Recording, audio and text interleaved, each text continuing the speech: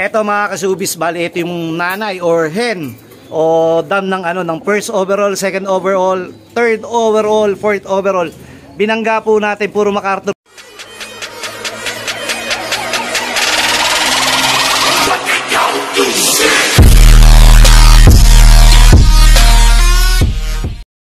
Yun mga kasubis, bali may hinihintay lang po tayo bago tayo umuwi ng Santa Mesa. May hinihintay po tayong bisita galing Pampanga po. Balak pong kumuha ng ibon sa atin. Pero ito po ito po si Itak saka si Stitch Sakang. Ayan si Stitch Sakang, tignan nyo naman po itsura niyan. Lagi po natin na yan, pero kaya ko po ibinidyo po ngayon. Ito po kaya natin binibidyo. Nagpahirapan po Samar. Bali na po, tawid dagat na po tayo, San Isidro. Tapos sunod kakatbalogan na tayo sa Sunday. Yung mag-nestmate na anak nila, ibang isa, pareho pang umuwi. Pareho pang umuwi po ng isang night bird at saka isang live pa po hanggang ngayon. Naka 4K young bird po natin. Pero sana ang magdire-diretso, tayo naman lagi nangangarap lang na makasama sa kwentuhan hanggang dulo, masaya na. Kung bibigyan tayo ng panalo, yung tawag doon regalo. Ibig sabihin yung ating pinagpagura mula breeding season, parang ganito, tinututukan natin, inaalalayan natin, at kinakamusta lagi natin yung mga ating ibon. Ginagawa po natin yun kasi siyempre ang pag-umpisa po kasi ng karera nagsisimula po yan sa breeding. Sa breeding po nagsisimula ang karera. Tatanong niyo po doon para sa mga baguhan, bakit sa breeding magsisimula ang karera? Kasi po dito po tayo gumagawa ng ating panlaban.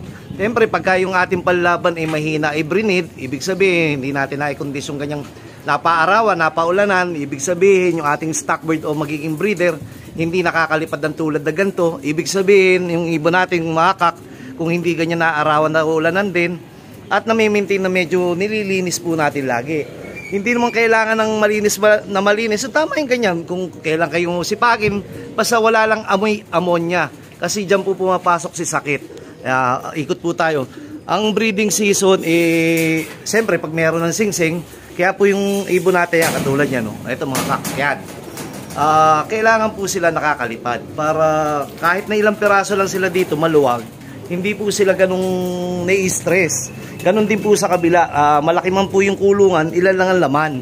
Ganyan po. Hindi po sila ganung karaming laman. Ginagawa po natin yan para yung ibon po natin nakakalipad, hindi po sila kumbaga ayan katulad ng dumi nila, makikita nyo monitor. Nakakalipad po sila. Importante po sa kanila nakakalipad. Kasi po, kung sakali na nasa cage lang po ganyan, ito nilalagay, punta tayo dito, nilalagay lang po natin sa cage na ganito. Pagka yung pinakikintab na o pinakukondisyon todo na.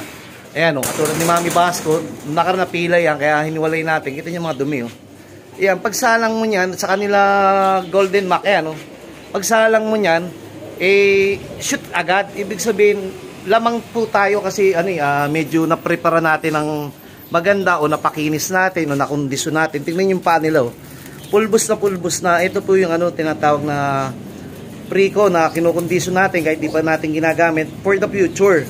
Iwahiwalay po yan katulad to kapatid ng Basco Champion. Ito si Belts, kaya ako tinawag na Belts. Belts yung singsing nito yan po naglabas na rin ng overall.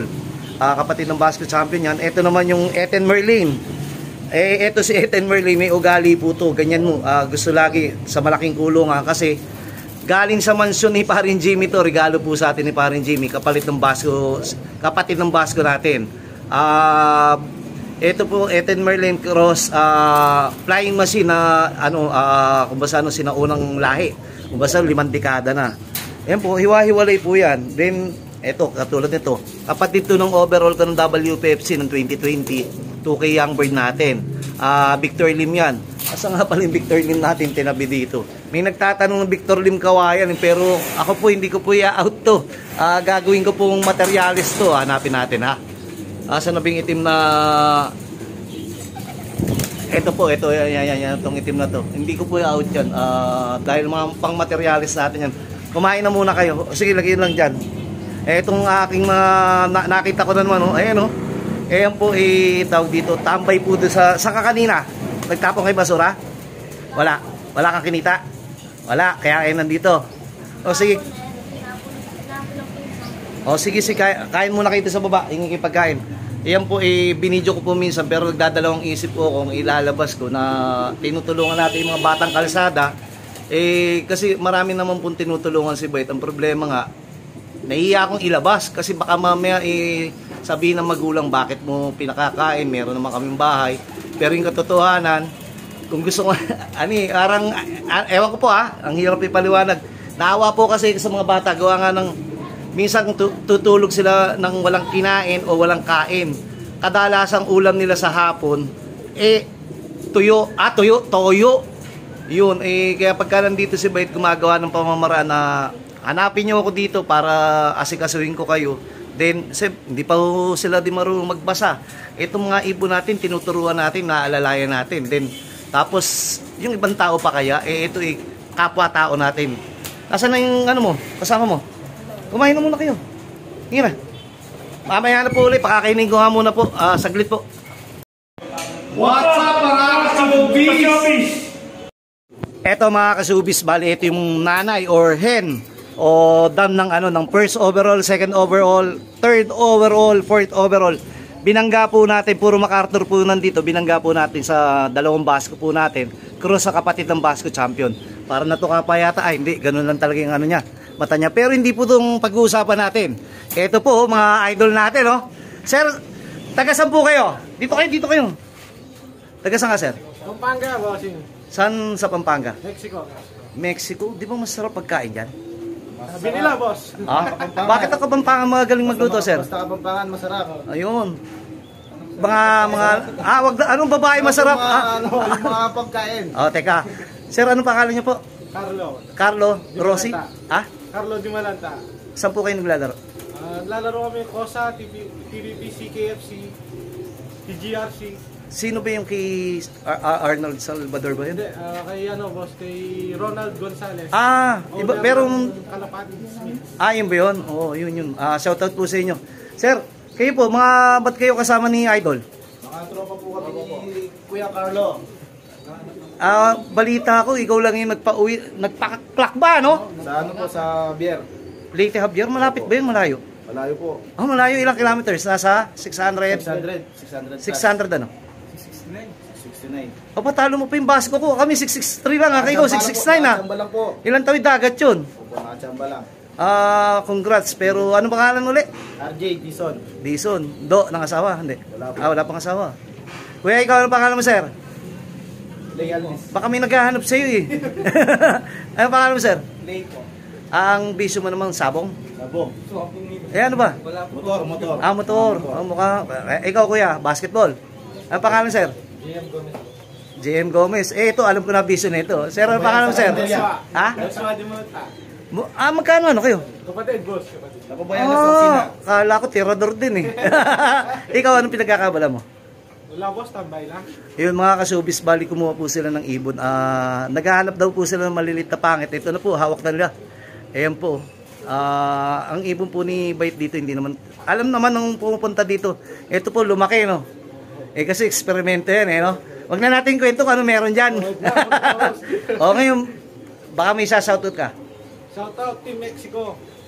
Shoutout man namin, Joey Cortez.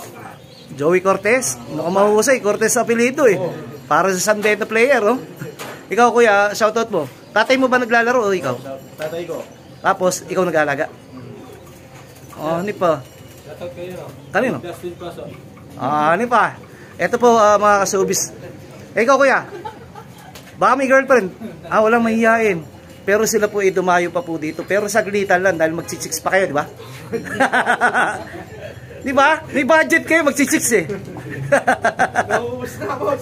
Sige, maraming salamat sa tiwala at pagdayo niyo dito. Sana mabalitaan ko na manalo-matalo o may tulong man yung ibon ni Bait sa inyo. Balitaan po tayo. Ingat po kayo. Pasensya, hindi na po ako nagiinom ngayon kaya hindi tayo nagiinom. Thank you. Okay, ingat po kayo. Sige po. Ito mga kasubis, bali tatlong halo to. 52 kilos. Ito po yung patuka natin. Siguro mga kada isang sako nito plus 15 kilos ng Integra 3000. 6 days. Maganda ng 7 days. Kaya ito po para dun sa humingi ng baka naman pag-eat bird tignan nyo naman po yung patuka natin. Quality po yan, gawa ng pahalo po natin yan, sariling pahalo. At kita nyo kung papansin nyo, puro mamais sa loob yan. Ganun din po tayo sa pliers, sa breeder, isa lang po yan, buksan po natin. Sana wag magkalat. Ayun po, okay mami, bigay ko ano ko na lang doon sa ano, andali nga. Ito na pala, bukas na eh. Kaya po kayo pagka yung mga mag-aalaga po kayo, siguraduhin nyo po na may pang-tustos po kayo.